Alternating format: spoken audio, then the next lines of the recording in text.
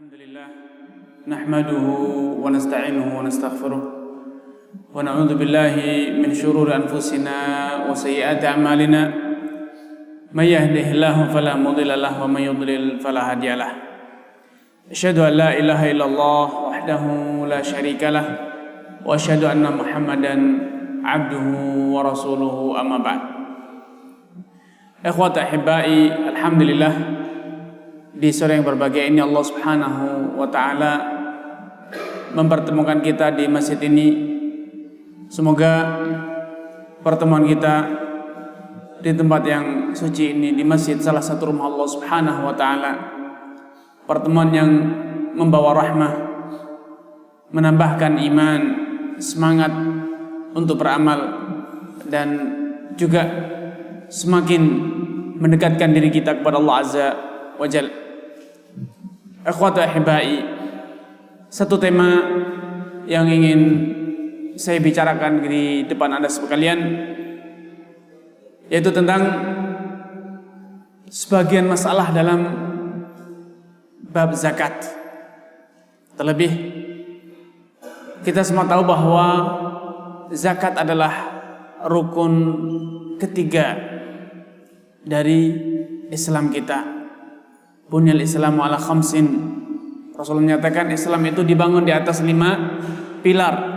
Yang pertama adalah syahadat la ilaha illallah wa anna rasulullah. Syahadat bahwasanya Allah Subhanahu wa taala adalah ilah yang wajib kita sembah, yang wajib kita ibadahi, dan Nabi Muhammad adalah utusan Allah Subhanahu wa taala yang wajib kita patuhi. Kemudian yang kedua adalah salat, kemudian ketiga adalah zakat.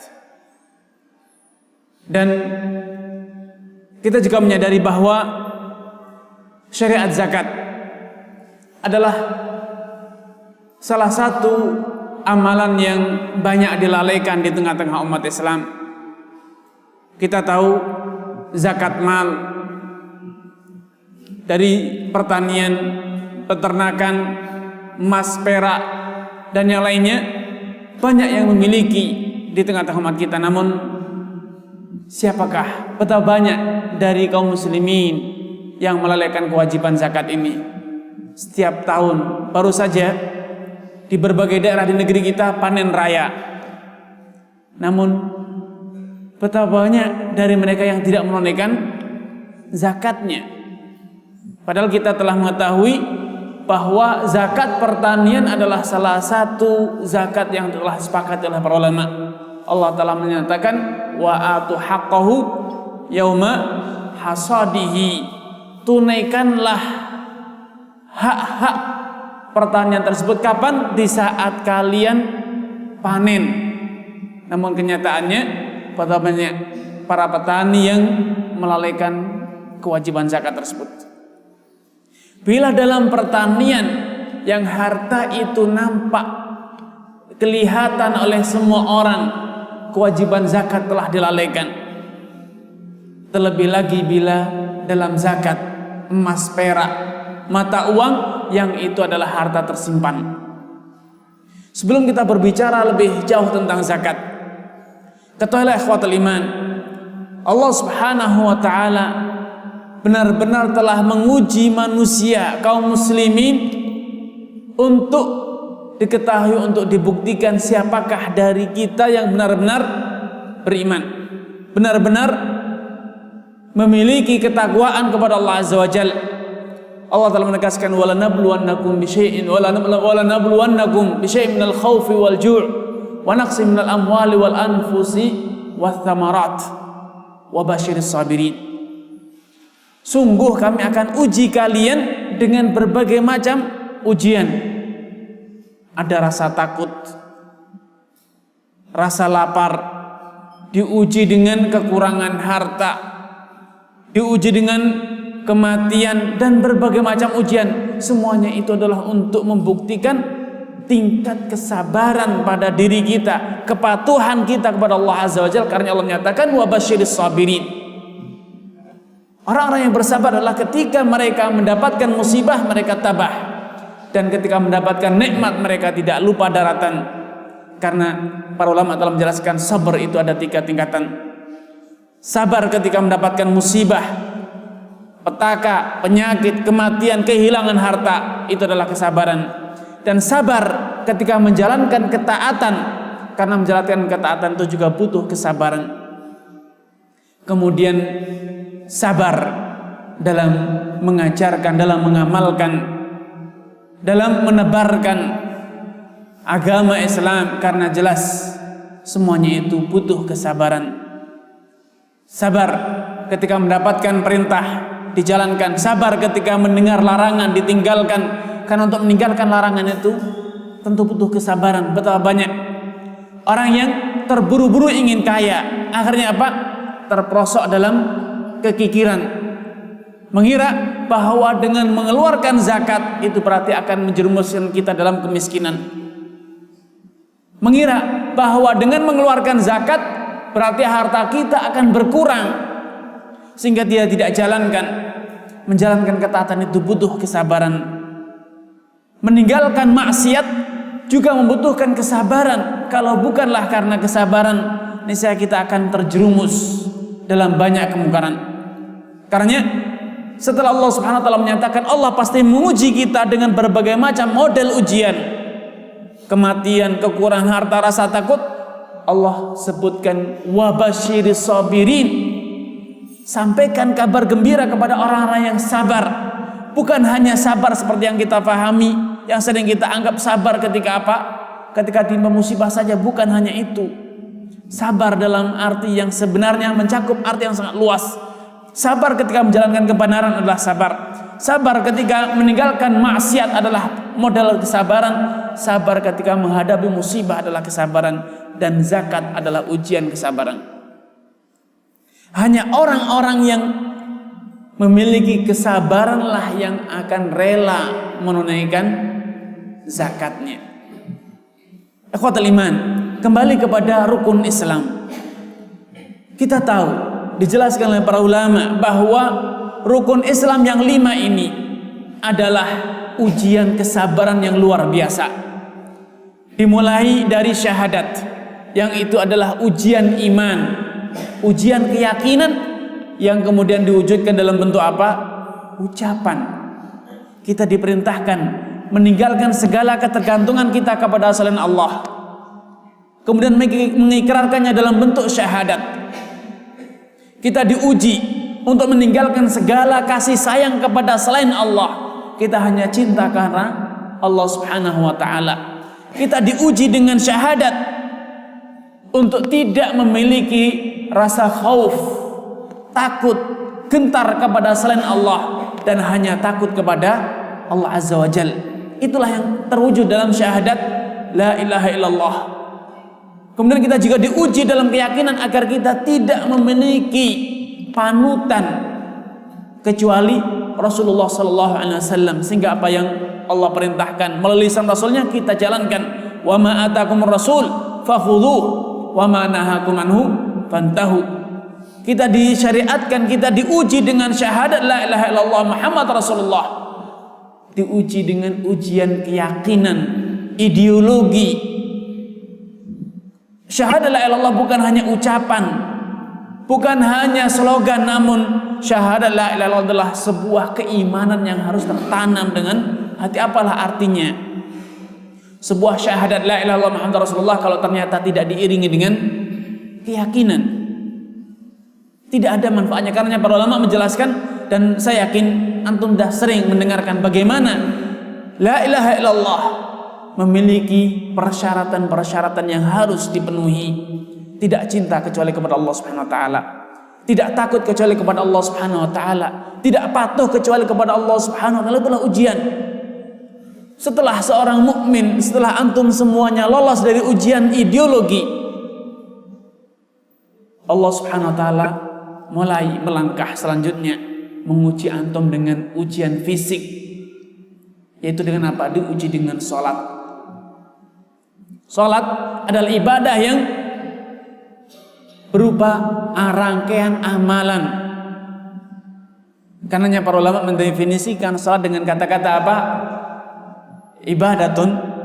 Sholat adalah ibadah yang muftatahatun bitakbir, muhtatamatun bitaslim. Rangkaian amalan ibadah yang dimulai dengan ucapan takbir dan diakhiri dengan ucapan taslim. Namun ini adalah ibadah yang berupa gerakan fisik murni. Yang miskin bisa sholat, yang kaya bisa sholat, yang bodoh bisa sholat, yang pandai bisa sholat, yang kuat bisa sholat, yang lemah bisa sholat. Setelah Allah Subhanahu wa taala selesai menguji kita dengan ujian fisik, di musim dingin sholat, musim hujan sholat, musim panas sholat, di dalam kondisi apapun kita harus sholat 5 waktu. Di pagi hari diuji, di sore hari diuji, di malam hari diuji, di siang hari diuji. Di waktu lelah istirahat sore asar, antum diuji dengan sholat asar. Setelah lulus dari ujian fisik, masuklah antum pada ujian harta. Diuji dengan harta, diperintahkan untuk mengeluarkan zakat.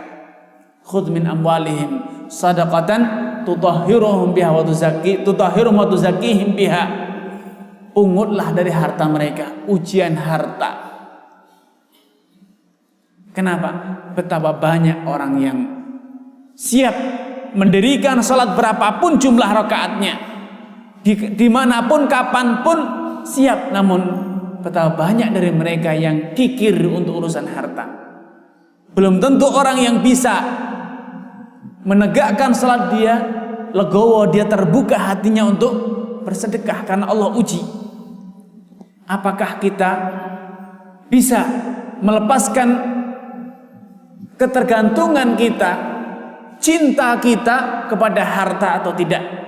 Apakah kita rela ketika menunaikan zakat, sebagaimana Allah Rasulullah SAW menyatakan, adduha tayyibatan biha min indi anfusikum. Tunaikanlah zakat itu dalam kondisi tayyibatan biha anfusukum, harta jiwa kalian dalam kondisi benar-benar rela. Banyak orang yang bisa menunaikan zakat, rela, dermawan luar biasa. Maka datanglah ujian selanjutnya, habsus syahwat, menahan syahwat, yaitu apa? Ibadah puasa. Ibadah puasa adalah model lain dari ibadah yang unik, karena antum tidak diuji dengan harta, tidak diuji dengan fisik, namun diuji mentalitas antum. Itu apa? Menahan selera hawa nafsu. Sehingga betul-betul variatif. Ibadah dalam Islam variatif, diuji dari segala model ujian. Fisik, ideologi, fisik, harta, kemudian emosionalnya. Apakah sabar menahan hawa nafsunya? Ketika kita lolos dari ujian puasa yang berupa habsun nafs, menahan jiwa, menahan diri, maka datanglah ujian yang komprehensif, lengkap semuanya, itu haji. Pada ibadah haji terkumpullah semua jenis ibadah yang sebelumnya ada, terpencar-pencar dalam model-model rukun Islam selanjutnya sebelumnya, dalam syahadat, terangkum dalam sholat, terangkum dalam zakat, terangkum dalam puasa, semuanya digabungkan dalam ibadah haji. Ideologi diuji, keyakinan antum dihadapkan kepada Ka'bah, apakah antum beribadah dengan Ka'bah atau kepada Rabbul Ka'bah? Falyabudu rabb hadzal bait, diuji ujian. Betapa banyak orang yang haji gagal ujiannya, bukan ta'zim kepada Allah Subhanahu wa taala sebagai Rabbul Bait, namun mereka justru malah berbuat syirik. Di mana? Di Ka'bah. Meyakini Ka'bah bangunan yang sakral yang mendatangkan keberkahan, batu yang digunakan untuk melempar, diyakini bisa menjadikan kaya dan macam-macam. Gagal ujian ideologi. Dalam haji terangkum ibadah, ideologi, ujian ideologi, ujian fisik sangat nyata bagaimana antum harus berangkat ke Mekah. Kemudian ujian habsun nafs, menahan jiwa dari syahwat nafsunya. Antum dilarang mengenakan wewangian, dilarang berhubungan, dilarang berburu, dilarang berkata-kata keji, dan berbagai macam larangan-larangan ihram, dilarang mengenakan pakaian-pakaian yang sebagaimana sewajarnya dipakai. Dan masih ada lagi ujian harta. Tidak semua orang bisa haji. Haji membutuhkan biaya yang tidak murah. Sehingga dengan menjalankan rukun Islam yang 5 ini, kalau kita benar-benar bisa menjalankannya, maka betul sekali kita akan menyandang predikat sebagai seorang mukmin muslim. Kenapa? Betul-betul menjadi Abdullah, hamba Allah yang patuh, betul-betul senantiasa menegakkan kesabaran, sabar menjalankan perintah, sabar menghadapi ujian, hal-hal yang menyakitkan, dan juga sabar dalam meninggalkan larangan Allah Subhanahu wa taala. Dan zakat adalah ujian yang cukup berat bagi kaum muslimin, karena Allah telah menegaskan zuyyina lin-nasi hubbus syahawat minan nisa'i wal banin wal qanatiril muqantarah minadz dzahabi wal fiddah. Sungguh setiap manusia itu memiliki tabiat, telah dijadikan baginya wanita, anak keturunan, harta yang melimpah ruah itu sebagai sesuatu yang zinah, perhiasan. Semua orang pasti senang kalau punya harta yang banyak. Sehingga seperti kata Rasulullah SAW dalam sebuah hadisnya, yaqulu ibnu adam mali mali. Semua orang itu punya ego yang luar biasa, ego yang tinggi dalam urusan zakat. Semua mengatakan ini hartaku, hartaku, jerih payahku, hasil kucuran keringatku. Semua orang berkata demikian. Sangat sedikit orang yang menyadari bahwa harta itu adalah titipan dari Allah Subhanahu wa taala. Hanya orang-orang yang benar-benar beriman, yang sadar bahwa harta kekayaan dia itu adalah titipan dari Allah Subhanahu wa taala yang harus dia tunaikan hak-hak Allah Subhanahu wa taala padanya. Karena seperti yang pernah saya sampaikan pada beberapa kesempatan lalu di sini, bahwa Rasulullah SAW menyatakan innamad dunya li'arba'ati rajulin. Dunia ini hanya diisi oleh 4 kelompok orang. Yang pertama adalah rajulun atahu Allahu ilman wa mala. Kelompok pertama adalah orang yang mendapatkan karunia berupa ilmu dan harta yang melimpah. Fahuwa yattaqi fihi rabbah wa ya'rifu lillahi haqqah wa yasilu bihi rahimah. Karena dia mendapatkan berkah ilmu, memiliki harta yang melimpah, sehingga ketika dia mengumpulkan hartanya, membelanjakan hartanya, dia senantiasa memenuhi 3 kriteria ini. Senantiasa yattaqi fihi rabbah, menegakkan nilai-nilai takwa selama dia mengumpulkan harta, membelanjakan harta. Wa ya'rifu lillahi haqqah, dan juga menunaikan hak-hak Allah Subhanahu wa taala. Wa yasilu bihi rahimah, dan juga dengan hartanya dia mempererat hubungan silaturahminya. Fahuwa bi'arfa'il manazil. Orang yang seperti inilah orang yang paling tinggi derajatnya di sisi Allah Subhanahu wa taala. Kelompok yang kedua, kelompok yang diberi ilmu namun tidak diberi harta. Wa rajulun atahu Allah ilman wa lam yu'tihi mala. Orang yang diberi harta, ilmu namun tidak diberi harta. Fahuwa yaqul, karena dia punya ilmu, beriman, bertakwa, dia memiliki semboyan, tekad yang bulat. Lau kana li mithlu fulanin la amiltu mithla amali. Kalau aku punya harta nih saya, aku akan meniru kelompok pertama. Fahuwa biniyatihi fil ajri sawa. Orang ini berbekalkan dengan niatnya yang sungguh-sungguh, niatnya yang bulat, memiliki mendapatkan pahala yang sama dengan orang yang kelompok pertama, yang berilmu dan banyak membelanjakan hartanya jalan Allah Subhanahu wa taala. Kemudian kelompok ketiga, wa rajulun atahu Allahu malan wa lam yu'tihi ilma. Kelompok orang yang diberi harta namun tidak mendapatkan ilmu. Fahuwa yatakhabbatu fih, sehingga dia ketika mencari harta, membelanjakan harta, dia yatakhabbatu fih, dia lepas kontrol, lupa daratan, menghalalkan segala macam cara, tidak memperdulikan agama Allah. Fa yatakhabbatu fihi fala ya'rifu lillahi haqqa wa la yasulu bi rahimah. Tidak menunaikan hak Allah Subhanahu wa taala, tidak menjaga agama Allah, batasan tersalah dalam mencari harta, dan juga tidak menyantuni karib kerabatnya. Fa huwa bi akhbatil manazil. Kata Rasulullah, orang yang seperti ini adalah orang yang paling hina dina kedudukannya di sisi Allah Subhanahu wa taala. Kaya raya namun dia mencari harta dengan menghalalkan segala macam cara. Kaya raya namun dia tidak menunaikan hak-hak Allah Subhanahu wa taala. Kaya raya namun dia tidak menyantuni karib kerabatnya. Tidak menjadikan harta kekayaannya untuk menyantuni karib kerabatnya. Kata Rasulullah SAW, fahuwa bi akhbathil manazil. Orang yang seperti adalah orang yang paling hina dina di sisi Allah Subhanahu wa taala. Kelompok keempat, warajulun, orang yang tidak diberi oleh Allah Subhanahu wa taala malan wala ilma. Tidak diberi harta dan juga tidak diberi ilmu. Sehingga dengan kebodohannya dia silau dengan kekayaan orang yang hina tersebut. Sehingga dia mengatakan, dia bertekad, dia bermimpi, memiliki obsesi, kalau saya laukana li mithlu fulan, kalau aku punya harta seperti yang dia punya, la amiltu mithla amalih, aku akan meniru amalan dia. Huwa biniyatihi fil wizri sawa. Orang ini berbekal dan niatnya yang buruk, dosanya sama dengan dosa kelompok yang ketiga. Karena ikhwatul iman, tema zakat adalah tema yang penting bagi kita semuanya.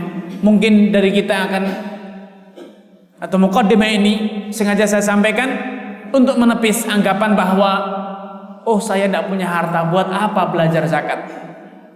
Saya miskin, penghasilan saya pas-pasan, saya berada di garis kemiskinan. Apa pentingnya saya membicarakan tentang zakat? Ingat, ketika kita tidak tahu, tidak sadar, tidak ada keinginan untuk mengakui zakat, mengamalkan zakat kalau punya, maka kita akan terancam menjadi kelompok keempat, yaitu orang yang berkata, kalau saya punya harta, saya akan gunakan sesuka hati saya. Na'udzubillah. Karena jangan pernah ada pemikiran bahwa tema zakat itu adalah tema orang kaya. Tidak. Karena para ulama telah menjelaskan bahwa ideologi, akidah, dan syariah dan amalan itu adalah satu kesatuan yang tidak bisa dipisahkan. Kalaupun kita tidak beramal, paling kurang kita meyakini kewajibannya. Kalaupun kita tidak memiliki kewajiban berzakat, paling kurang kita mengakui, kemudian bertekad untuk mengamalkan zakat kalau kita itu mampu. Sebagaimana halnya kita, banyak dari kita yang tidak mampu menunaikan haji.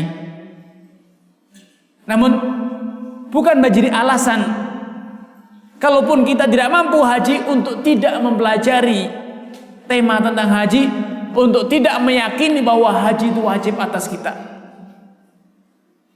Karenanya para ulama mengatakan, sekali lagi saya tekankan, antara ideologi, akidah, keyakinan dengan syariat adalah suatu dua hal yang tidak mungkin dipisahkan. Harus, kalaupun tidak mengamalkan karena tidak mampu, maka bukan menjadi alasan bagi kita untuk tidak meyakininya. Karena para ulama menjelaskan bahwa salah satu poin yang menjadikan orang itu menjadi murtad, keluar dari Islam, ialah bila dia telah mengingkari satu kewajiban, mengingkari wajibnya suatu kewajiban yang telah diketahui oleh semua orang, diketahui oleh semua orang muslim. Misalnya mengingkari wajibnya zakat, walaupun dia menunaikan zakat, walaupun dia orang paling dermawan, namun kalau dia meyakini bahwa zakat itu tidak wajib, maka dia telah murtad, keluar dari Islam, walaupun dia terus menunaikan zakat. Mengingkari kewajiban sholat 5 waktu, walaupun dia orang paling rajin sholat 5 waktu, bahkan dia jadi imamnya, namun karena keyakinannya bahwa sholat tidak wajib, maka statusnya akan menjadi orang yang murtad. Bahkan Al-Imam Ghazali rahimahullah dalam kitabnya Ihya Ulumuddin menyatakan, orang yang meyakini bahwa dirinya punya keleluasaan, punya hak untuk tidak menjalankan syariat, untuk tidak sholat, untuk tidak zakat, untuk tidak puasa, sepatutnya dibunuh. Bahkan pahala membunuh orang yang semacam ini lebih besar dibanding pahala membunuh 120 orang Yahudi. Karena 120 orang Yahudi itu, kalau mereka membuat kerusakan, maka yang rusak hanya fisiknya. Namun orang yang semacam ini Kalau mereka membuat kerusakan, kalau menyebarkan ideologinya, maka yang rusak bukan hanya fisiknya, yang rusak ideologinya, imannya, akidahnya. Karena sekali lagi saya katakan, tidak ada alasan bagi siapapun untuk mengatakan, oh saya tidak berkepentingan untuk mempelajari masalah zakat. Karena apa? Saya orang miskin, saya tidak punya harta. Tidak ada. Semua kita berkepentingan untuk menyadari, meyakini bahwa zakat itu adalah rukun Islam kita, rukun agama kita. Kalaupun kita tidak mampu, maka paling kurang kita meyakini bahwa zakat adalah rukun Islam kita. Kalaupun kita tidak mampu, dengan kita berilmu, kita mampu mengajarkannya. Bukankah kita punya kewajiban untuk amar ma'ruf nahi munkar? Wal takum minkum ummatun yad'una ilal khair wa ya'muruna bil ma'ruf wa yanhauna 'anil munkar. Hendaknya dari kalian ada orang-orang yang beriman kepada Allah serta menegakkan amar ma'ruf nahi munkar. Akhwatul iman, tema tentang zakat adalah tema besar yang tidak mungkin bisa diselesaikan dalam satu majelis atau dua majelis. Karenanya saya akan mengambil satu tema sempit, satu tema kecil dari zakat yang itu masih banyak belum difahami atau dilalaikan oleh kaum muslimin. Zakat pertanian sederhana sekali. Setiap kali panen, bagi para petani, makanan pokok jagung, beras, padi atau yang serupa, petani makanan pokok berkewajiban menunaikan zakatnya sebesar usyur 1/10 atau 1/5 dari hasil panennya bila memenuhi nisabnya itu khamsatu ausuqin, 5 wasak, kira-kira dalam hitungan kilo mudahnya sekitar 8 ton 795 kilogram. Sederhana. Bila pertaniannya diairi dengan sungai, air hujan atau dari waduk yang tanpa harus biaya, maka 10% dari hasil panen dikeluarkan sebagai zakat tanpa dikurangi biaya pupuk, kuli atau obat-obatan dari hasil panen utuh sebelum dipotong macam-macam benih dan yang lain sebagainya.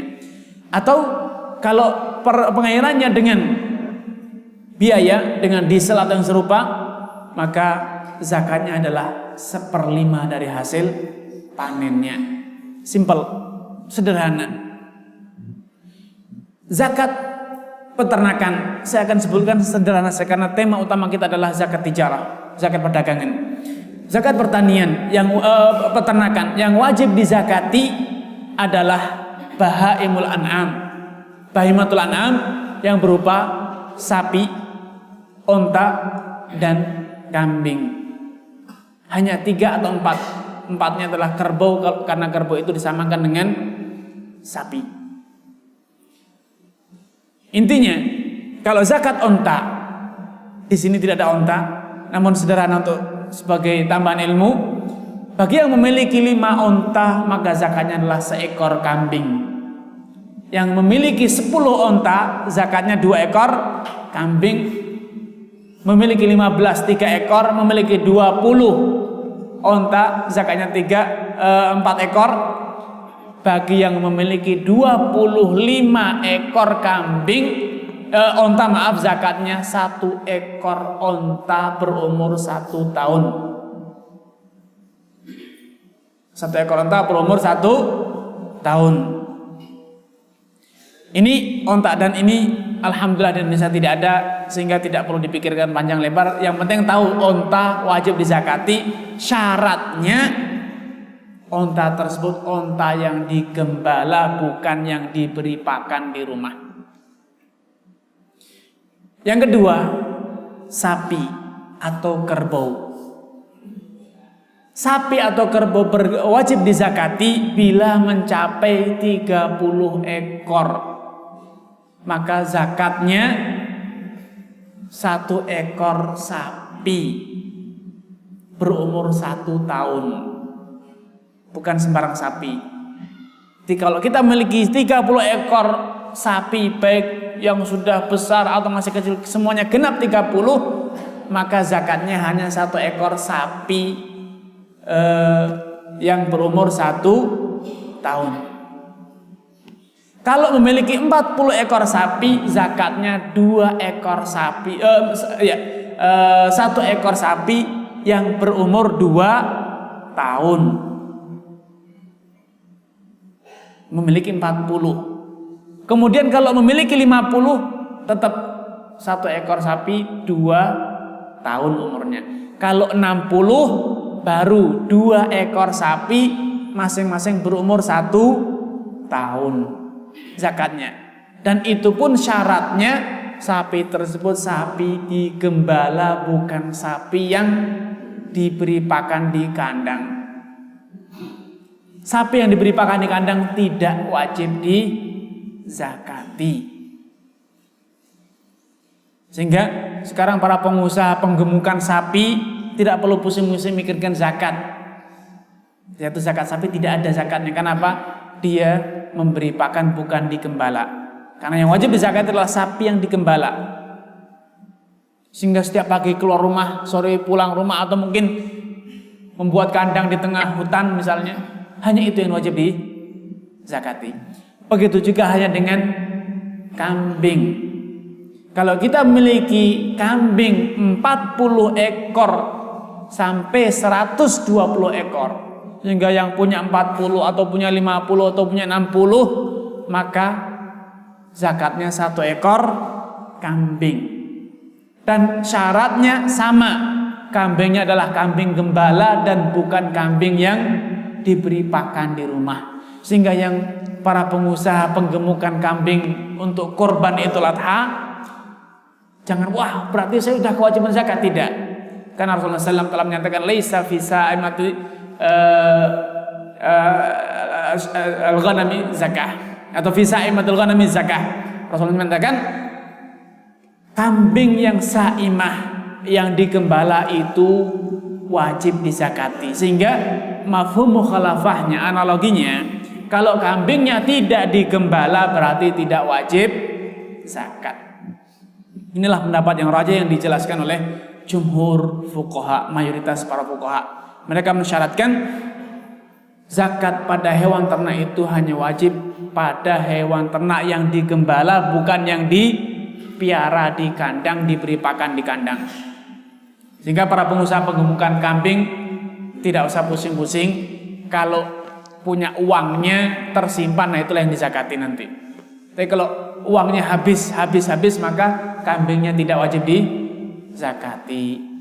Ini kambingnya 40 sampai 120 itu 1 ekor, 121 hingga 200 ekor zakatnya 2 ekor kambing, 201 sampai 300 itu zakatnya 3 ekor, dan selanjutnya setiap 100 itu bertambah 1 ekor kambing. Sederhana sekali, mudah, tidak perlu hitung-hitungan macam-macam.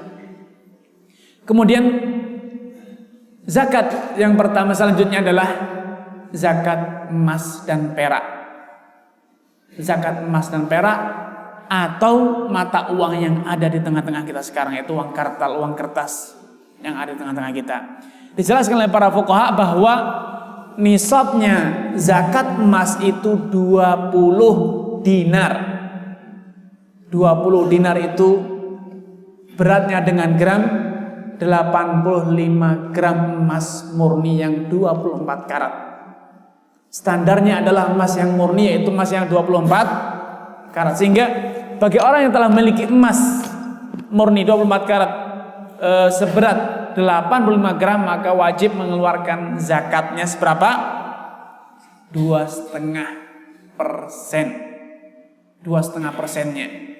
Berapakah? Silahkan ambil kalkulator, dihitung. Itu zakatnya 2,5%, rubul usyur. Jadi setiap kali punya emas batangan atau yang lainnya seberat 85 gram, maka zakatnya 2,5%. Dan zakatnya itu setiap tahun, bukan sekali. Dan itu zakatnya setahun sekali, tahun depan zakat lagi, tahun depan zakat lagi, bukan tiap bulan. Namun setahun sekali. Mungkin ada yang berkata, lalu kalau saya punyanya cuma 85 gram, kalau dizakati berarti kan berkurang. Iya, akan berkurang. Kalau tahun depan berkurang dari 85 gram maka tidak wajib zakat. Jadi jangan khawatir, zakat tidak akan sampai menghabiskan harta antum. Karena kalau sudah menyusut dari 85 gram, antum tidak wajib zakat lagi.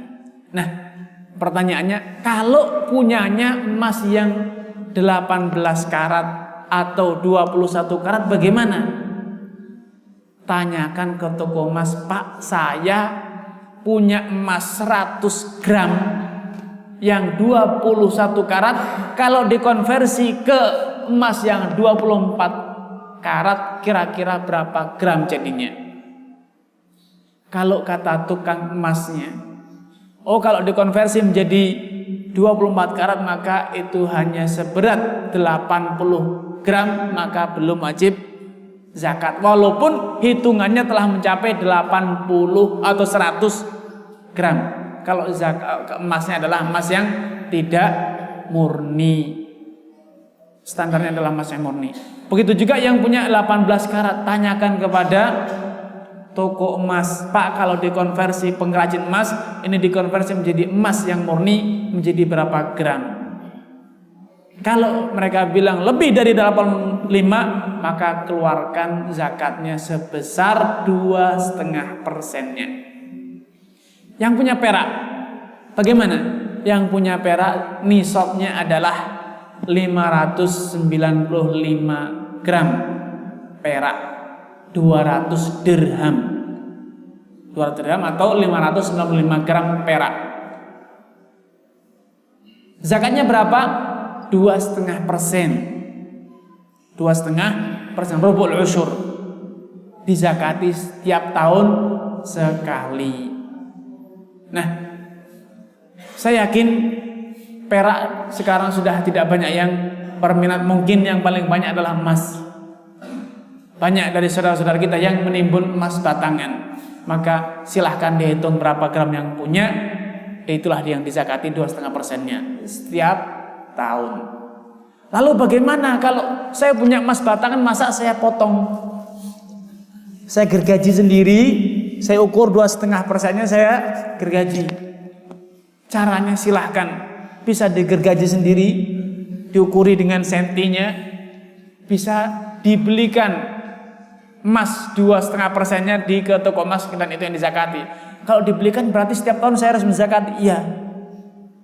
Lalu bagaimana? Saya harus mengeluarkan zakat terus selama batangan emas Anda yang 85 gram itu masih disimpan. Wajib dizakati. Antum akan berkata, kalau gitu menyiksa dong zakat itu. Terus dizakati sedangkan emasnya tidak pernah bertambah. Tidak pernah ada cara bagaimana agar emas itu beranak pinak. Jadi emasnya 1 batang kemudian jadi 2 batang, tidak ada caranya. Tapi saya harus dizakati, iya. Kalau tidak mau terkena zakat terus agar tidak berkurang, maka jangan disimpan dalam bentuk emas batangan. Bagaimana? Disedekahkan. Akan berkurang dan tidak akan wajib zakat lagi. Ya kan manusia senang dengan harta. Kalau senang dengan harta, sebagaimana Allah katakan tadi, zina linnas hubbus syahwat minan nisa' wal banin, seterusnya, maka investasikan, jangan ditimbun. Agar emasnya berlipat ganda, hartanya bertambah dan tidak terkurangi gara-gara zakat. Karena memang dalam Islam inilah salah satu keistimewaan Islam.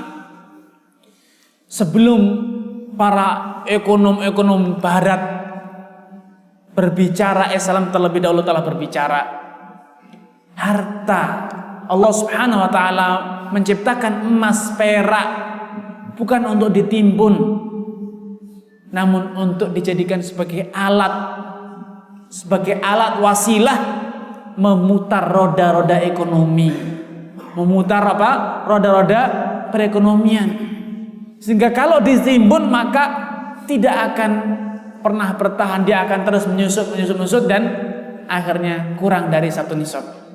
Agar tidak menyusut, maka putarlah uang Anda sehingga berjalanlah sebuah perdagangan yang akan terus memutar roda ekonomi, sehingga manfaatnya akan kembali kepada masyarakat.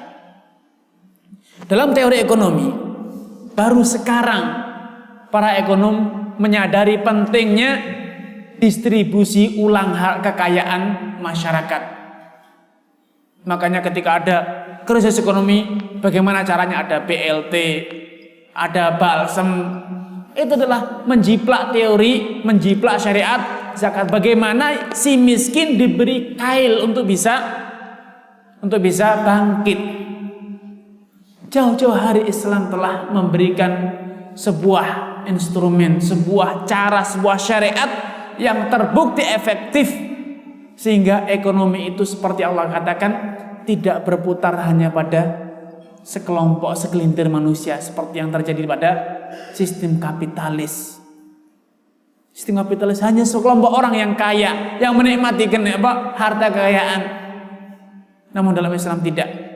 Silahkan bekerja secara berkaya, silahkan dapatkan penghasilan yang besar, namun ujung-ujungnya antum akan berbagi dengan saudara antum.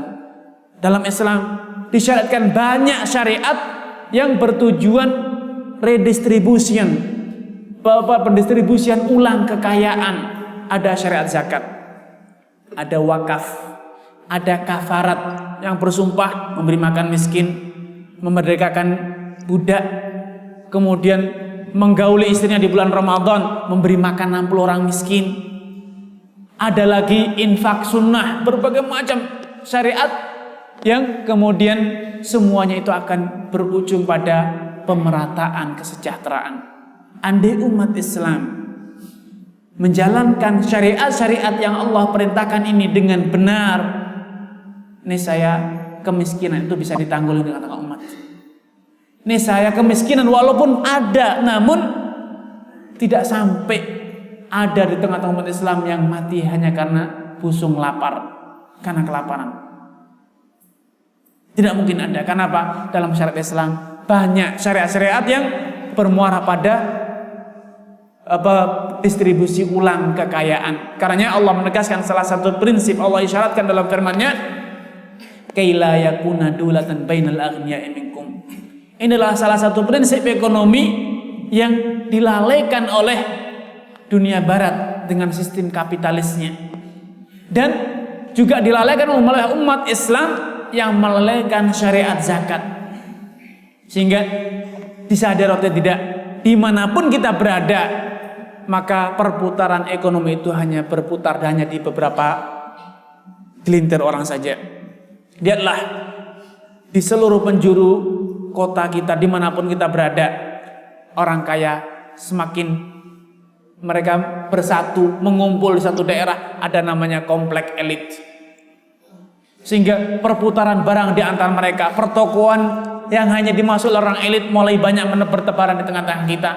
Supermarket kelas-kelas atas mulai banyak masuk di negeri kita. Kenapa? Karena ada di tengah-tengah kita gerakan atau pemahaman atau praktek kapitalis. Yang kaya biar kaya, yang miskin biar mati miskin. Ini adalah efek dari ditinggalkannya, dijauhinya syariat zakat. Andai syariat zakat ditegakkan, niscaya tidak mungkin terjadi gap antara kaya dan miskin. Kenapa? Yang kaya dan miskin terus berinteraksi. Si kaya bersumpah, kemudian melanggar sumpahnya, mau tidak mau, cara dia membebaskan belenggu dari dosa melanggar sumpah kemana? Akan berinteraksi dengan orang miskin, memberi makan orang miskin. Bapaknya lumpuh, bapaknya pikun, sudah tua, tidak mampu puasa, mau tidak mau apa? Memberi makan orang miskin, akan mengundang orang miskin makan di rumahnya. Akan ada lagi walimah. Walimah kemana? Orang miskin diundang. Kenapa? Rasulullah SAW menyatakan syarrut ta'ami ta'amul walimah. Sejelek-jelek makanan adalah makanan walimah. Yud'a ilaiha man ya'baha. Yang diundang adalah orang yang tidak butuh makan, kemudian yang butuh makan malah dihalang-halangi, tidak diundang orang miskin. Kalau konsep walimah diterapkan dalam sebagaimana yang Rasulullah SAW ajarkan, niscaya si kaya dan miskin itu akan menjadi sebuah anggota masyarakat yang saling bersatu, saling bertautan, saling sayang menyayangi. Kan apa? Saling santun menyantuni. Sehingga konsep atau prinsip ta'awun dalam masyarakat akan terwujud. Ini zakat emas. Zakat emas itu 2,5%. Demikian juga zakat perak. Lalu bagaimana dengan uang kartal? Uang yang sekarang beredar di tengah-tengah kita yang itu menggantikan fungsi dinar dan dirham. Hingga 100 tahun silam kira-kira atau kurang atau lebih, masyarakat dunia masih menggunakan dinar dan dirham, uang emas dan uang perak. Karena memang sunnatullah sejak zaman dahulu kala bukan seperti yang diceritakan oleh sebagian orang yang mengatakan bahwa dulu manusia zaman purba. Tidak ada zaman purba. Yang ada adalah zaman kenabian. Sejak zaman pertama kali manusia hidup di dunia ini adalah zaman Nabi Adam. Tidak ada istilah zaman purba dalam Islam. Sejak zaman dahulu kala manusia telah menggunakan emas dan perak sebagai alat transaksi. Karena memang dahulu pada awal kemunculan manusia ke dunia ini, memang manusia menggunakan sistem barter, tukar menukar barang. Namun akhirnya terjadilah sebuah kesepakatan sesuai dengan sunnatullah. Manusia akhirnya menggunakan emas dan perak sebagai alat transaksinya. Namun strategi Yahudi, karena Yahudi ingin menguasai ekonomi dunia, mulailah mereka mengupayakan agar emas dan perak ini ditinggalkan dan manusia menggunakan mata uang kertas, kartal. Inilah strategi Yahudi.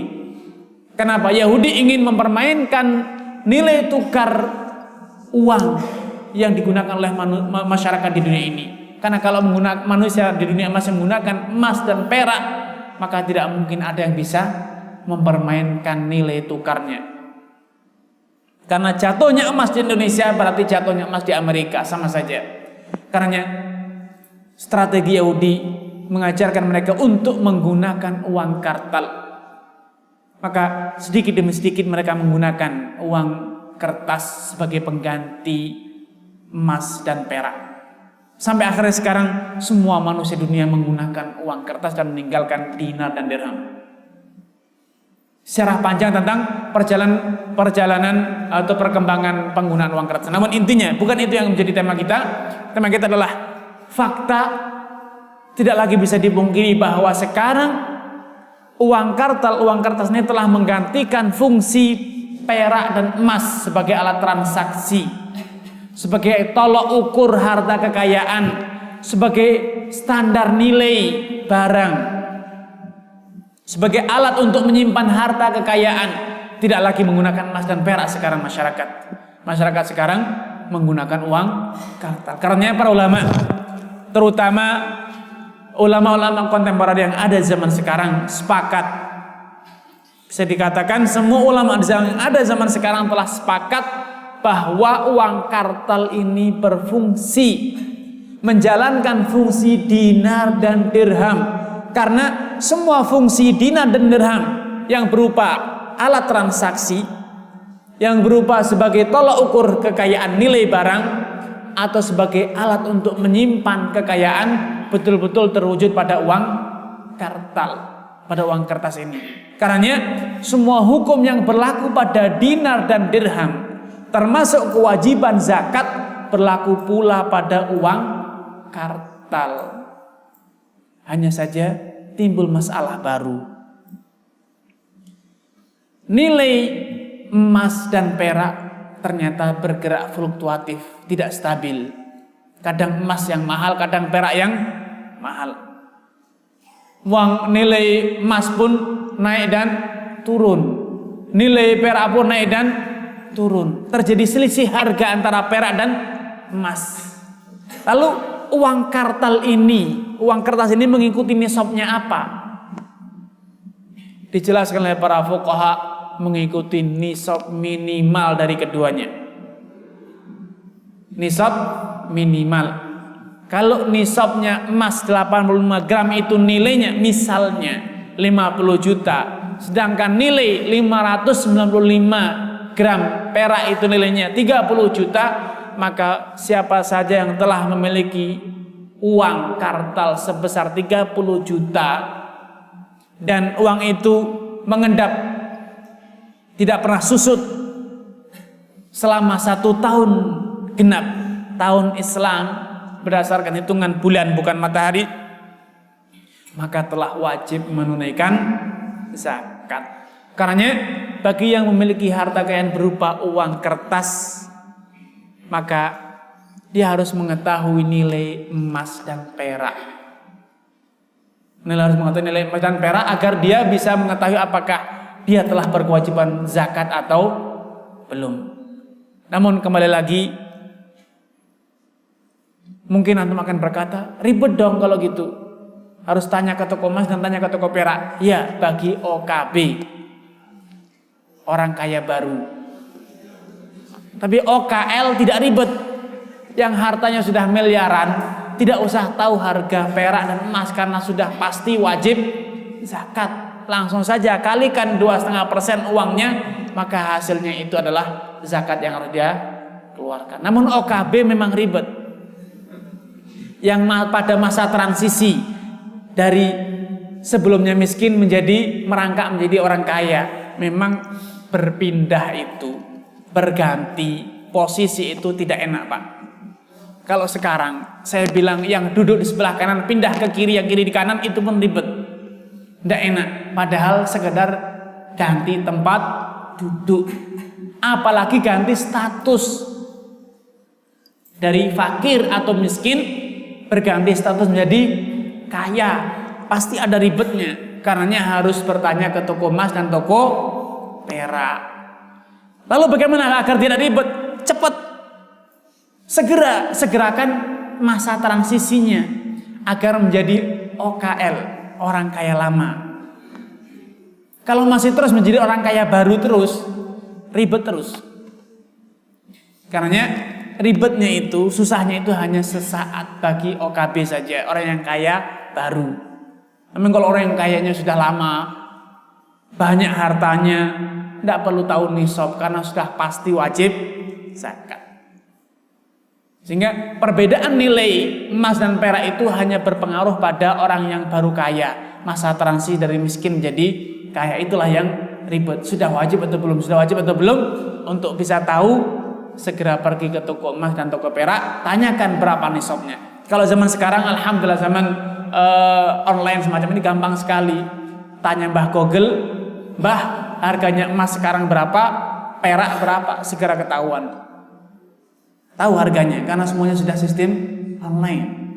Banyak toko-toko emas, banyak toko-toko perak yang online, atau paling kurang perdagangan toko emas itu sudah menjadi tema media di zaman sekarang, sehingga dengan mudah mencari informasi nilai emas atau nilai perak. Ini semuanya zakatnya adalah 2,5% dan itu dikeluarkan setahun sekali. Selama emas dan perak kita masih mencapai nisab, maka wajib dizakati setahun sekali. Ini zakat emas dan perak serta uang kartal. Nah, yang menjadi tema kita adalah zakat cara yang keempat adalah zakat cara perdagangan. Zakat perdagangan adalah zakat yang masalah yang diperselisihkan oleh para fuqaha. Apakah wajib zakat harta yang kita dagangkan, terlebih harta yang tidak tercakup dalam ketiga jenis harta, bukan hewan ternak, bukan emas perak, bukan hasil pertanian. Misalnya pedagang pakaian, pedagang sayur mayur, pedagang besi misalnya, semen dan lain sebagainya, apakah wajib zakat atau tidak? Karena para pedagang seringkali punyanya barang bukan uang. Kalau pedagang punya uang sederhana, uangnya dizakati. Kalau pedagang punya ternak sederhana, ternaknya yang digembala dizakati. Punya ladang sawah besar, hasilnya dizakati. Namun sekarang pedagang punyanya sepanjang tahun hanya punya baju, tidak pernah punya uang. Karena punya uang sedikit buat belanja, uang sedikit buat belanja. Pedagang itu paling gatel dengan yang namanya uang. Pedagang itu adalah orang yang paling gatel. Kalau pegang uang tangannya gatel, Pak. Tanya rahasianya kenapa, saya tidak tahu juga, karena saya bukan pedagang. Tapi para pedagang itu kalau pegang uang tangannya gatel, Pak, makanya tidak pernah bertahan di tangannya. Ada uang sedikit saja, buat beli apa ini? Terus seperti itu. Nah, para pedagang yang gatel pegang uang, apalagi pegang emas, paling takut mereka. Para pedagang akhirnya larinya kemana? Beli dagangan, sedikit-sedikit beli dagangan. Apakah harta yang diperdagangkan ini wajib dizakati atau tidak? Jumhur fuqaha, mayoritas ulama, para ahli ilmu sejak zaman sahabat hingga sekarang menfatwakan bahwa urudu tijarah, harta perdagangan itu wajib dizakati. Karena sejatinya harta perdagangan itu bagi para pedagang itu adalah sebatas trik, sebatas cara agar dia bisa melipat gandakan emas peraknya, uangnya. Bagi para pedagang, semen itu tidaklah, di mata pedagang semen itu tidaklah nampak sebagai semen, nampaknya adalah uang puluhan ribu, Pak. Kalau antum lihat ini batangan besi, semen, tapi para pedagang ini adalah 100 ribu, ini 500 ribu, ini 1 juta. Kelihatan di mata para pedagang itu adalah uang, bukan semen, bukan bata, bukan besi. Para pedagang yang melihat barang dagangan nampaknya itu hanya barang dagangan, besi kelihatan besi, semen kelihatan semen, itu adalah pedagang yang sudah bangkrut, Pak. Pedagang yang sudah tidak laku dagangannya, sehingga sehari-harinya semen tidak pernah berganti uang. Tapi pedagang yang masih laku, pagi semen, sorenya sudah menjadi uang, Pak. Makanya mayoritas fuqaha menfatwakan bahwa perdagangan itu adalah harta yang wajib dizakati. Karena perdagangan itu adalah salah sekedar cara bagi para pedagang untuk memutar uangnya. Pedagang membeli barang bukan untuk dimiliki sebagai barang, namun untuk apa? Untuk kembali dijual agar berubah menjadi uang yang lebih banyak. Karena para ulama jumhur fuqaha memfatwakan wajibnya zakat pada perdagangan berdasarkan keumuman dalil-dalil yang mewajibkan zakat, seperti firman Allah Subhanahu wa taala, khudh min amwalihim shadaqatan tutahhiruhum wa tuzakkihim biha, dan pungutlah dari harta mereka sedekah yang fungsi sedekah itu tutahhiruhum, akan mensucikan mereka dan menjadikan mereka mendapatkan zakat, kebersihan. Abdullah bin Umar radhiyallahu taala anhu telah meriwayatkan, telah menyatakan bahwa telah menjadi sebuah kewajiban, ini fatwa Abdullah bin Umar radhiyallahu taala anhu di zaman beliau, bahwa urudut tijarah, perdagangan itu wajib dizakati. Wajib dizakati sebagaimana diriwayatkan oleh Imam Syafi'i serta Al-Baihaqi serta yang lainnya. Sehingga Ibnu Qudamah rahimahullah ta'ala dalam kitabnya Al-Mughni menyatakan bahwa fatwa dari Abdullah bin Umar radhiyallahu ta'ala anhu serta yang lainnya ini menjadi dasar bagi sebagian ulama untuk mengklaim adanya sebuah ijma', adanya sebuah konsensus, sebuah kesepakatan bahwa urudut tijarah, barang perdagangan itu adalah wajib dizakati. Karena Abdullah bin Umar telah menfatwakannya dan tidak ada yang menyelisihinya. Ikhwata hibai, dalam perhitungan zakat tijarah, karena waktunya pendek, sebetulnya kalau waktunya cukup, saya sebetulnya tadi kemarin-kemarin saya rencanakan akan tampilkan layar materinya, namun karena beritanya hanya mepet waktunya, sehingga saya akan sampaikan secara ringkas saja. Seperti tadi saya katakan, jumhur fuqaha, mayoritas ulama telah menfatwakan wajibnya zakat tijarah. Karena berdasarkan beberapa dalil-dalil yang keumuman dalil tentang wajibnya zakat, terlebih secara logika. mayoritas, kalau tidak bisa dikatakan semuanya, mayoritas orang kaya di tengah-tengah masyarakat dimanapun adalah para pedagang. Sehingga secara logika, kalau para pedagang tidak diwajibkan zakat atas mereka, maka itu sama halnya menggugurkan kewajiban, menghapuskan kewajiban zakat dari tengah-tengah kaum muslimin. Karena yang kaya karena sebagai pejabat itu sedikit, kaya karena harta warisan itu juga sedikit. Rata-rata kalau kaya itu adalah karena perdagangan. Kalau sampai pejabat kaya, maka itu urusannya KPK. Sepanjang sejarah itu sudah seperti itu. Kaya itu karena perdagangan biasanya. Sedangkan para petani kaya, kayanya sudah dizakati. Setiap kali panen akan zakat. Peternak pun kaya juga sudah dizakati. Sehingga tidak masuk di nalar. Secara logika tidak bisa dinalar kalau ternyata orang yang hartanya melimpah ruah, kayanya berlipat ganda, tidak berkewajiban untuk menunaikan zakat. Terlebih kalau kita berpikir bahwa zakat itu hanya dikenakan sekali setahun. Sekali setahun, sehingga kalau kita terapkan kaidah zakat adanya haul setahun, telah berlalu 1 tahun, maka otomatis para pedagang tidak akan pernah ada yang berzakat. Kenapa? Dia dapat uang sekarang 1 miliar, 2 bulan lagi uangnya sudah habis. Dapat lagi 3 miliar, setelah 2 hari 3 miliar ini pun juga sudah kembali berputar menjadi barang, dan demikian seterusnya. Sehingga tidak akan pernah ada haul bagi para pedagang. Kalau kita menggunakan pendapat sebagian ulama yang mengatakan bahwasanya zakat tijarah itu tidak wajib. Karenanya jumhur ulama, jumhur fuqaha menfatwakan zakat tijarah itu hukumnya wajib. Namun yang ingin saya sampaikan di sini karena waktunya pendek,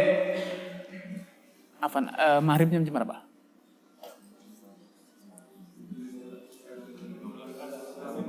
Jam 6.15 ya. Karena waktunya pendek, saya akan menyebutkan perincian tentang zakat tijarah saja, tentang nisab dan cara menghitungnya. Dijelaskan oleh para fuqaha, terutama dalam para ahli fikih dalam 4 mazhab, mereka menyatakan bahwa zakat tijarah, perdagangan, itu dikaitkan dengan 2 hal. Yang pertama adalah adanya niat untuk memperdagangkan barang, suatu barang, apapun barangnya, bisa jadi pakaian, bisa jadi kendaraan, bisa jadi bahan makanan atau bahan bangunan atau yang lainnya. Selama kita memiliki barang dan kita niatkan untuk diperdagangkan, diperjualbelikan, kita jual kemudian beli lagi, jual beli lagi, atau pedagang serabutan, dapat sayur beli sayur, jual sayur sepi, ganti semen. Yang penting dia berdagang, yang penting dia membeli barang dengan niat untuk diperjualbelikan, maka ini disebut dengan tijarah, perdagangan. Ini ketentuan pertama. Selama itu ada niat untuk diputar, dijual belikan, maka itu disebut dengan pedagang atau perdagangan. Beda halnya dengan orang yang nabung. Orang banyak dari kita tidak ingin dagang. Namun apa? Daripada habis uangnya untuk belanja jajan, lebih baik saya belikan apa? Tanah. Barangkali nanti ada yang menawar lebih. Ini bukan perdagangan. Kenapa? Dia tidak ingin jual beli. Namun apa? Hanya menabung, menyisihkan uang agar tidak habis dibelanjakan. Yang seperti ini tidak berkewajiban menzakati. Namun pedagang properti, pedagang tanah, beli tanah di kafling, jual, beli lagi habis, beli lagi kafling lagi. Ini namanya pedagang. Beda halnya dengan orang yang beli apa? Beli rumah untuk dihuni. Kalau ada yang nawar dengan harga yang bagus dijual, pindah lagi.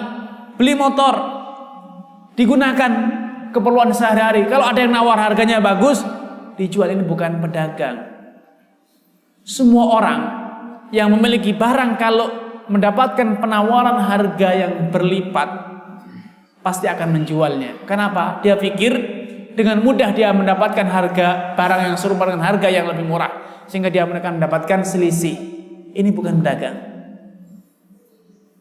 Apalagi hanya sekedar untuk apa? Invest, menabung agar tidak habis uangnya. Kalau tidak dibelikan barang, uangnya akan habis untuk jajan. Maka dibelikanlah tanah. Tanahnya buat apa, Pak? Ya nanti kalau tidak bisa dijual, kalau tidak ada keperluan dijual, ya buat warisan anak cucu. Ini bukan perdagangan. Yang perdagangan adalah benar-benar membeli untuk dijual. Hal ini berdasarkan dari hadis Umar bin Khattab radhiyallahu ta'ala, innamal a'malu binniyat. Setiap amalan itu pastilah disertai dengan niat. Wa innamal likulli imri'in ma nawa. Dan setiap orang itu mendapatkan hasil sesuai dengan apa yang dia niatkan. Yang tadi membeli untuk invest, untuk menyimpan uang agar tidak habis, tidak dicuri orang, itu niatnya hanya sekedar apa? Menabung, bukan untuk berdagang, sehingga dia tidak terkena kewajiban zakat tijarah. Ini ketentuan pertama, tergantung niatnya. Ketentuan yang kedua, zakat tijarah. Zakat tijarah itu karena seperti yang saya jelaskan, tijarah adalah perdagangan, adalah kiat para pedagang untuk memutar, menginvestasikan, mengembangkan, melipat gandakan uangnya. Maka nisabnya, haulnya sama dengan nisab emas perak atau nisabnya mata uang. Karena tadi saya katakan, dijelaskan oleh para fuqaha bahwa perdagangan itu hanyalah cara, kiat para pedagang untuk apa? Melipat gandakan hartanya. Karena nisabnya disamakan dengan nisabnya emas atau perak atau mata uang kartal yang ada di tengah-tengah kita ini, uang kertas rupiah ini. Sehingga kalau antum ingin tahu berapa nisabnya, maka pahami, ketahuilah nisab emas atau perak, maka antum akan mengetahui nisab perdagangan. Ini 2 poin penting yang harus dipahami. Kemudian catatan selanjutnya yang ketiga, zakat perdagangan yang dizakati bukan hanya untungnya. Banyak dari kaum muslimin yang memahami, sebagian pedagang yang memahami bahwa yang dizakati hanya untungnya. Kenapa? Kan modalnya sudah dizakati tahun yang lalu.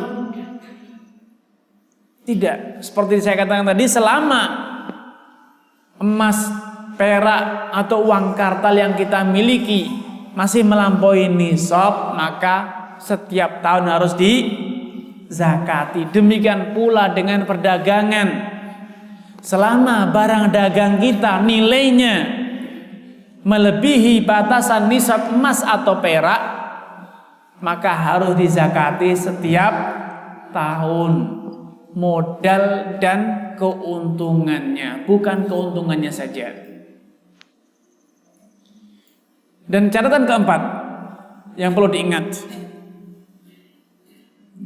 zakat tijarah yang namanya perdagangan, perlu diketahui tijarah itu adalah cara untuk memutar, melipat gandakan uang, sehingga yang dizakati adalah barang yang diperdagangkan, barang yang diputar, yang dijual dan dibeli. Adapun alat untuk menjual belikannya, semacam meja, kursi, rukonya, kemudian kendaraan untuk distribusi, untuk antar jemput, misalnya untuk kirim delivery barang, kirim barang, itu tidak dizakati karena itu tidak diperdagangkan. Itu tidak diperdagangkan. Jadi kalaupun punya ruko yang strategis nilainya miliaran, punya kendaraan banyak untuk kirim barang, namun kalau nilai barang yang diperdagangkannya itu misalnya hanya 100 juta, maka yang dizakati hanya 100 juta saja. Sehingga tidak ada kekhawatiran seperti sebagian orang, wah kalau gitu uang saya akan habis. Untung saya kalau dikalkulasi setahun mungkin hanya 50 juta. Sedangkan gedungnya nilainya berapa, tanahnya berapa miliar, tidak dizakati. Kecuali kalau memang perdagangannya adalah perdagangan properti, jual beli perumahan. Maka tanah gedungnya itulah objek perdagangan dia, maka itulah yang harus dizakati. Ini penjelasan, demikian dijelaskan oleh para ulama. Kemudian di antara hal yang perlu diketahui, difahami juga bahwa karena perdagangan itu kaitannya dengan niat,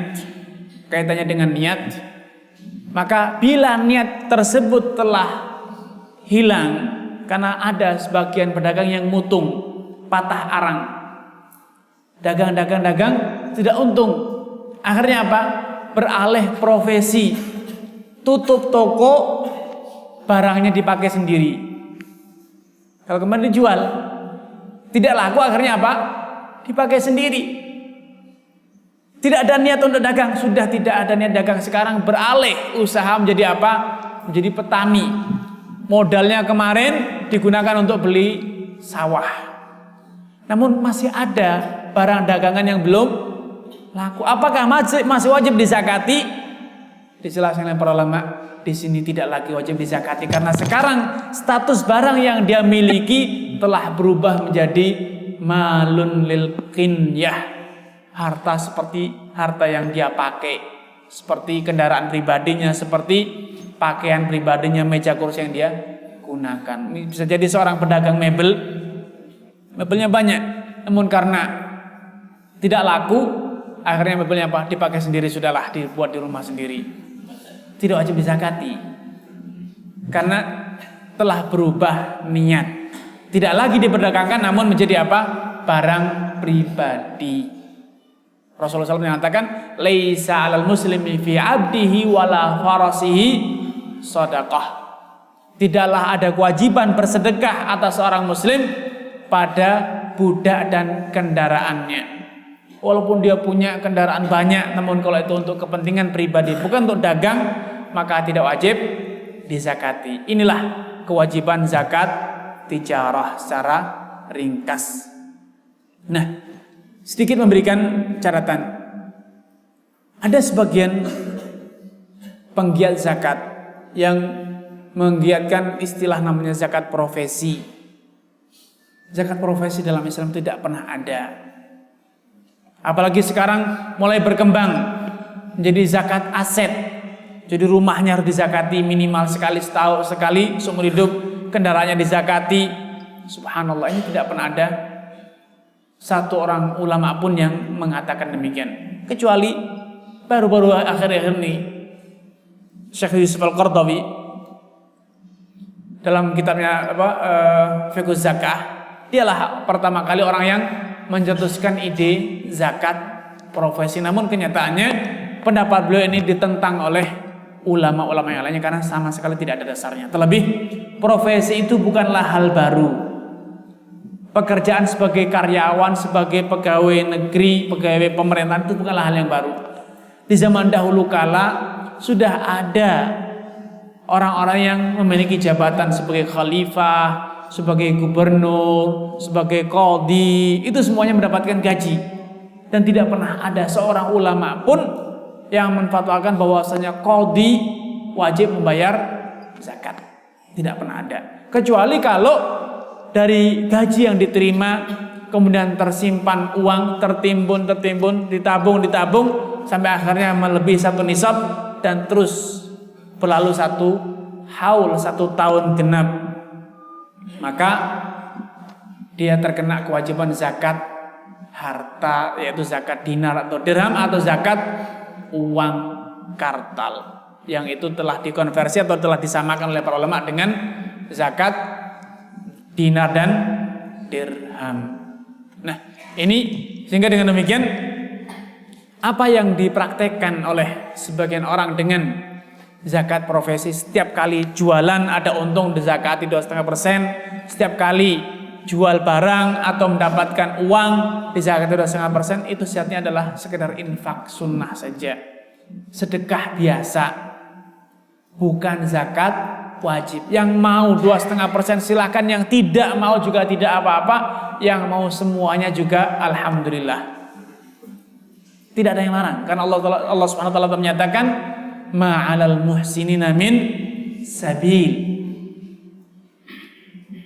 Tidaklah ada celaan bagi orang yang muhsinin, orang yang mau berbuat baik, mau bersedekah, tidak ada yang melarang. Namun akan menjadi masalah kalau kemudian sedekah itu dikatakan sebagai suatu hal yang wajib. Jadi setiap orang yang jual dapat laku barangnya harus keluarkan 0,5%-nya, ini tidak ada tuntunannya, tidak ada dalilnya. Sehingga kalau kita mewajibkan berarti kita telah mewajibkan sesuatu yang tidak ada dalilnya. Tentunya adalah sebuah perbuatan yang tercela dalam syariat, itu yang disebut dengan bid'ah atau disebut dengan perbuatan mewajibkan sesuatu yang tidak wajib, dan itu adalah dosa besar.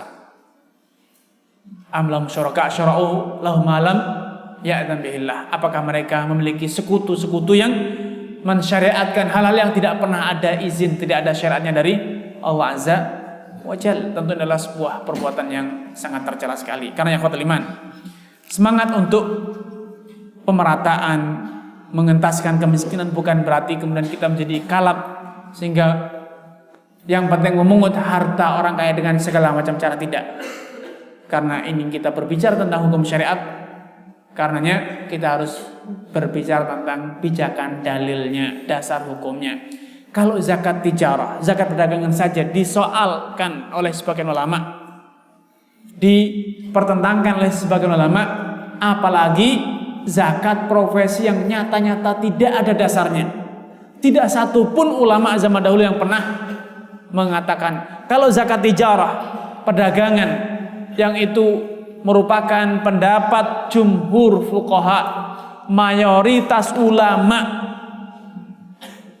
semua empat mazhab, Hanafi, Maliki, Syafi'i dan Hambali, semuanya sepakat mewajibkan zakat tijarah. Itu pun masih ada yang menyoal, apalagi zakat profesi yang nyata-nyata tidak seorang pun dari ulama terdahulu yang mewajibkan. Ada satu analogika yang timpang dari para penggiat zakat sekarang.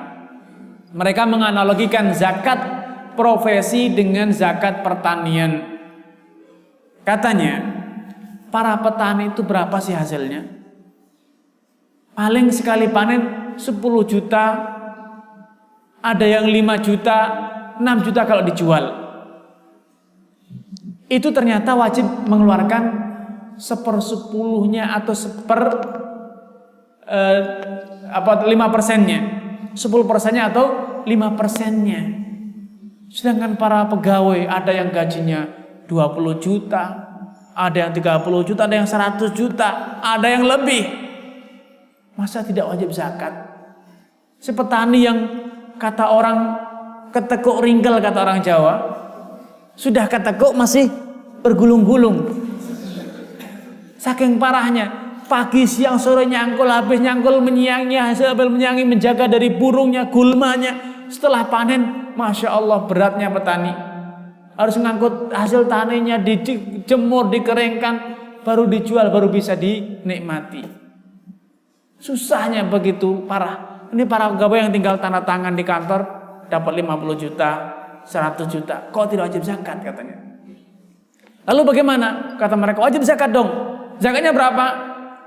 Zakatnya 2,5%. Subhanallah. Ini analogika yang tidak sehat. Dikiaskan, dianalogikan dengan pertanian, namun hasilnya bukan hasil zakat pertanian. Harusnya kalau analogi atau yang disebut dengan kias, kalau memang dikiaskan dengan pertanian, zakatnya yang harus paling kurang 5% atau 10%. Harusnya seperti itu. Kalau itu kias yang benar. Namun kalau kiasnya dengan pertanian, kok hasilnya 2,5%? Ini pertanian model apa? Kalau dikiaskan dengan emas dan perak, jelas tidak sama. Karena emas dan perak itu adalah alat transaksi. Sedangkan ini adalah pekerjaan. Pegawai itu adalah pekerjaan profesi. Karenanya secara tinjauan dalil saja, ini adalah tinjauan dalil yang tidak sehat, membuktikan lemahnya pendapat tentang zakat profesi. Karenanya ikhwatul iman, kalau memang antum punya penghasilan besar, gaji yang cukup, dan itu tersimpan melebihi 1 nisab dan berlangsung 1 tahun, maka itu kewajiban zakat nakdain, zakat emas dan perak atau zakat uang kartal. Namun kalau tidak tersimpan, betapa banyak orang yang gajinya 10 juta, akhir bulan sudah mulai mikir tengok kanan tengok kiri, mencari hutangan ke siapa? Karena apa? Biaya hidupnya besar. Yang satu kuliah di kedokteran, anak keduanya kuliah di sipil, yang ketiganya mau masuk sekolah kuliah, biayanya besar, sehingga walaupun 10 juta 1 bulan, tapi belum habis bulannya sudah ngitung bulan lagi. Karena biaya hidup yang tinggi. Biaya hidup yang tinggi, sehingga uangnya tidak pernah tersimpan. Karena dalam hal ini tidak ada yang disebut, inilah pendapat bisa dikatakan konsensus, sepakat, ijma para ulama, yang namanya zakat profesi tidak pernah ada dalam fikih Islam. Allah taala alam.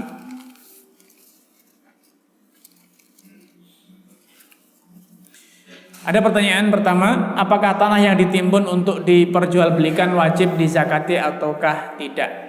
Kalau yang dimaksud ditimbun adalah beli tanah lagi banyak, maka dilihat tadi niatnya. Membelinya itu untuk investasi, yaitu menyimpan agar uangnya tidak habis.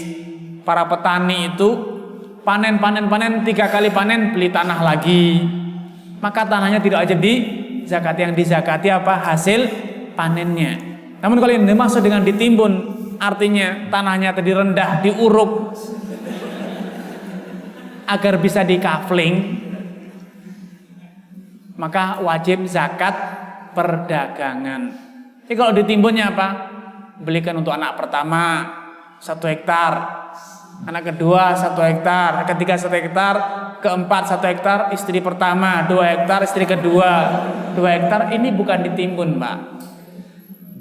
Ini bukan ditimbun, tidak wajib zakat tanah.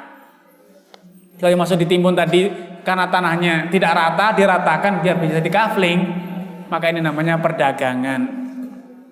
Maka wajib zakat, terkena zakat perdagangan.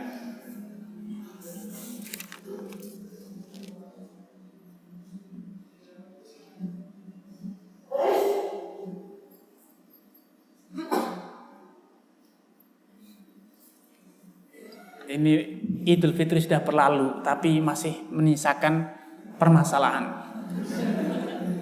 Bagaimana seharusnya sikap kita jika kita bekerja pada instansi pemerintah dan pemimpin bagi-bagi insentif lebaran padahal tidak ada dasar hukum resmi dari pemerintah, yang uang tersebut dikumpulkan dari hasil penyewaan gedung dan sarana prasarana milik pemerintah? Bagaimana hukumnya jika kita terima dan kita salurkan kepada orang yang membutuhkan? Korupsi. Ini adalah korupsi. Fasilitas negara harus kembali kepada negara, bukan kepada pribadi. Jadi kalau diberi jangan diterima. Kalau diterima kembalikan.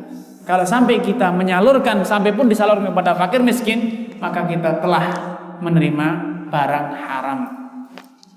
Tidak ada wewenang bagi kita untuk menyalurkannya kepada fakir miskin. Walaupun diberikan kepada fakir miskin, namun bukan wewenang kita untuk menyalurkannya. Bagaimana dengan ternak yang kadang-kadang digembala tapi lebih sering diberi pakan di kandang, apakah wajib zakati? Nah, kalau bergabung kadang digembala kadang diberi pakan, maka dijelaskan para ulama dilihat mana yang dominan. Kalau dominan diberi pakan, maka berarti dia tidak wajib zakat. Kalau dominan digembala, maka wajib dizakati. Kalau digembala hanya sesekali hari liburan saja gembala kambing, kalau hari kerja masuk kantor, maka ini tidak wajib dizakati.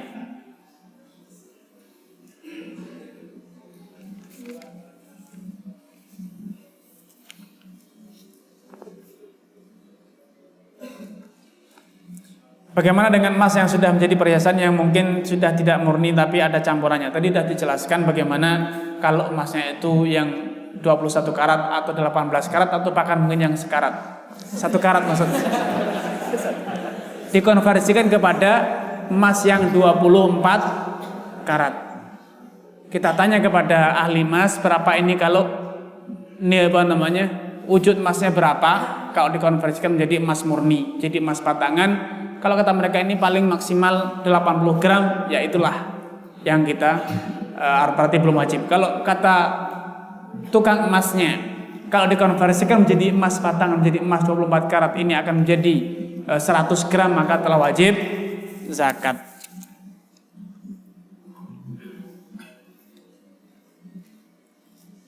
Mohon penjelasan tentang syarat zakat padi. Apakah zakat padi berupa beras atau berupa padi? Berupa gabah. Karena Allah Ta'ala menyatakan wa atu haqqahu yauma hasadihi, dan berikanlah haknya ketika engkau memanen. Sehingga pertama kali panen segera ukur, segera ketahui berapa timbangannya. Kalau telah memenuhi nisab maka segera keluarkan 10%-nya atau 5%-nya, berikan kepada fakir miskin. Kan masih basah belum dikering, biar dijemur sama yang miskin.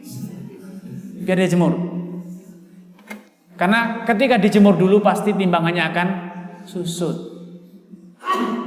Timbangannya akan susut. Yang tadi ketika panen 1 ton, ketika dikeringkan hanya tinggal 700 atau bahkan mungkin bisa kurang.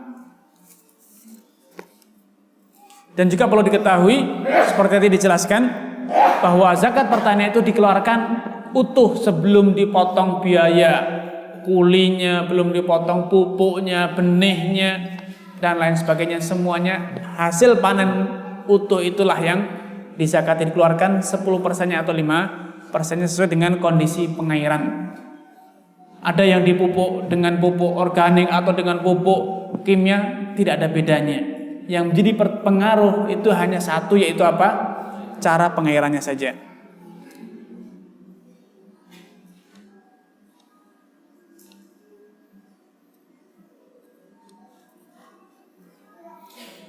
Saya baru tahu kalau uang kartal itu nisabnya sama dengan emas atau perak, dan saya punya uang lebih dari itu sejak lama dan saya belum pernah mengeluarkan zakatnya. Bagaimana hukumnya? Ya segera dikeluarkan, Pak. Mumpung masih hidup, masih bisa mengeluarkan. Mumpung masih hidup, dihitung kira-kira sejak kapan punya. Mas, tahun yang lalu seperti hari ini. Hari ini uangnya berapa, Pak? Keluarkan 2,5%-nya.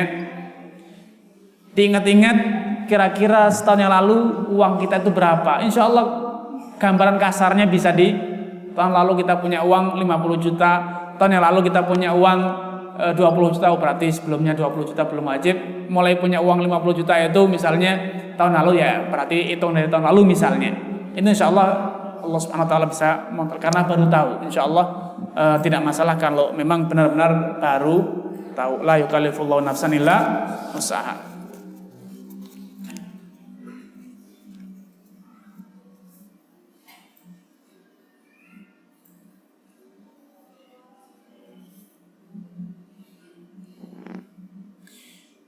Ada satu hadis yang menyatakan bahwa yang artinya puasa 3 hari dalam setiap bulan sama dengan puasa sepanjang masa. Mohon penjelasannya, apakah pada hari apa, tanggal berapa pada setiap bulan puasa tersebut? Kapan saja, Pak? Boleh di awal bulan, di tengah bulan, di akhir bulan. Yang penting setiap bulan kita puasa 3 hari. Karena setiap amal kebajikan akan dilipat gandakan menjadi 10 kali lipat. Sehingga kalau puasa 3 hari, pahalanya dikalikan 10 maka menjadi 30 hari.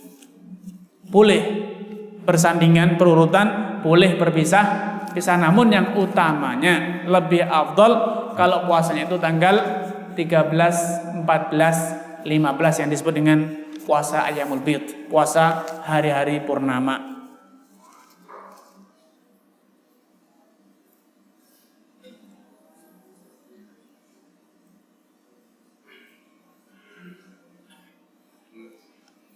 Pertanyaan selanjutnya, Saya bekerja di proyek pemerintahan seperti membuat gedung dan lain sebagainya. Orang-orang di pemerintahan itu biasa dia minta uang atau jatah, bagaimana hukumnya? Dan ada juga mereka tidak minta tapi saya kasih dan kasih kepada dia, terima kasih. Ya, itu semuanya adalah suap ataupun korupsi. Kalau yang minta segera laporkan ke KPK, yang tidak minta jangan dikasih. Kan itu adalah korupsi, haram hukumnya.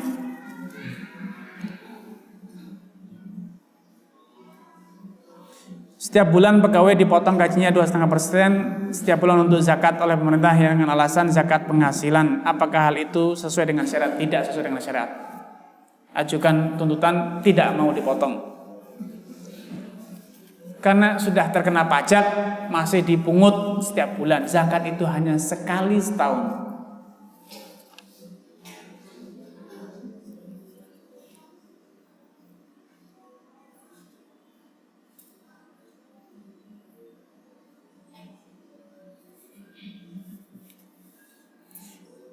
Di kampung anak kalau tiba waktu zakat, setiap keluarga berzakat sesuai dengan jumlah anggota keluarga. Misal satu kakak punya 5 anggota keluarga, maka mereka mengeluarkan zakat 5 kali. Apakah seperti itu benar? Hal seperti itu termasuk zakat jenis apa? Itu namanya zakat fitrah, setahun sekali. Dan itu hanya berkewajiban dikeluarkan kapan? Pada malam Idul Fitri. Masing-masing mengeluarkan zakat seberat 2,5 kilogram beras. Kalau itu yang dimaksud, yaitu namanya zakat fitri. Tapi kalau yang dimaksud zakat lain, ada bulan lain, hari lain, maka itu disebut zakat sunnah, sedekah biasa. Mau zakat satu orang satu kali atau setiap hari sekali itu lebih utama. Rasulullah SAW telah menyatakan, "Ma min yaumin illa wa yanzilu fihi malakan." Ma min yaumin tatlu fihi syams. Tidaklah ada hari yang padanya terbit matahari kecuali ada 2 malaikat yang turun ke dunia, ke bumi.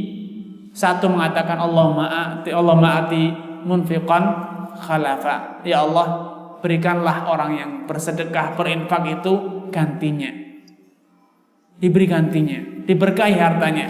Sebaliknya yang satu mengatakan Allahumma ati mumsikan talafa. Ya Allah, timpakan kepada orang yang kikir pelit tidak mau berinfak itu kebinasaan.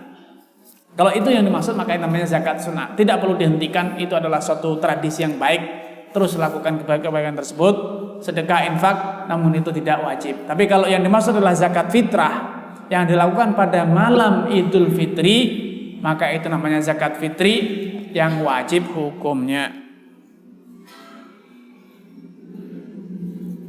Bagaimana dengan orang yang jual rumah dengan harga 3 miliar? Apakah hari itu juga harus dizakati atau menunggu 1 tahun lagi? Tunggu 1 tahun lagi, baru terkena zakat mal 2,5%. Namun kalau 3 miliar sebelum 1 tahun sudah habis, maka tidak wajib. Ada baiknya kalau memang mau sedekah dapat uang banyak, tetangganya miskin diberi, tidak masalah. Itu suatu hal yang baik, tapi tidak wajib.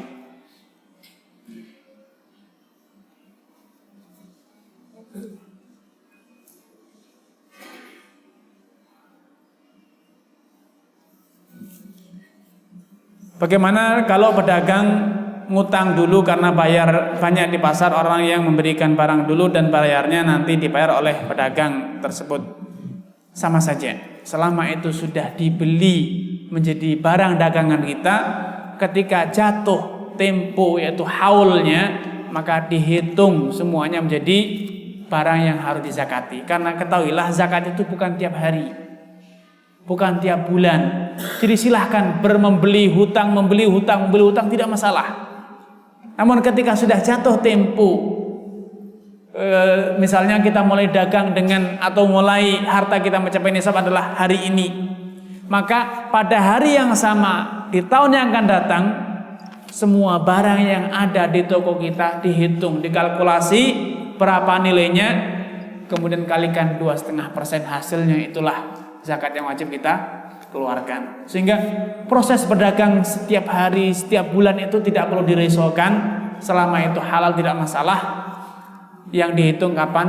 Pada hari haulnya, pada hari jatuh temponya, yaitu hanya sekali 1 tahun. Bagaimana cara menghitung barang yang ada di toko untuk bisa menghitung zakatnya? Ya kalau pedagang tidak tahu isi tokonya kan masalah Pak. Tidak bisa berdagang. Karena kemarin berapa barangnya, kulaan berapa, sekarang laku berapa kan tidak tahu. Kalau sampai tidak tahu, tidak bisa menghitung barang dagangannya. Pedagang yang sehat harus tahu barang yang ada di tokonya itu nilainya berapa, jumlahnya berapa. Kalau sampai tidak tahu, saya sarankan berhenti berdagang Pak. Ditipu karyawan nanti. Ditipu karyawan. Kita beli 100, sore-sore sudah tinggal 50, bukan laku namun diangkuti sama karyawan. Kalau sampai ada pedagang yang tidak bisa ngitung barang di tokonya, ini masalah besar. Dan kalau sampai pedagang seperti ini biasanya dia itu tidak tahu untung atau rugi, yang penting bisa makan dan minum. Karena serabutan, tidak ada pembukuan yang jelas, tidak tahu dia beli berapa, sekarang laku berapa, tinggal berapa, ini kan pasti masalah. Kemarin beli berapa, sekarang dijual berapa, tidak tahu. Saya sarankan lebih baik berhenti berdagang. Kalau sampai tidak tahu harga barangnya gimana, dia kemarin beli berapa, sekarang mau dijual berapa, masa tidak tahu, kan ironis sekali pedagang seperti semacam ini.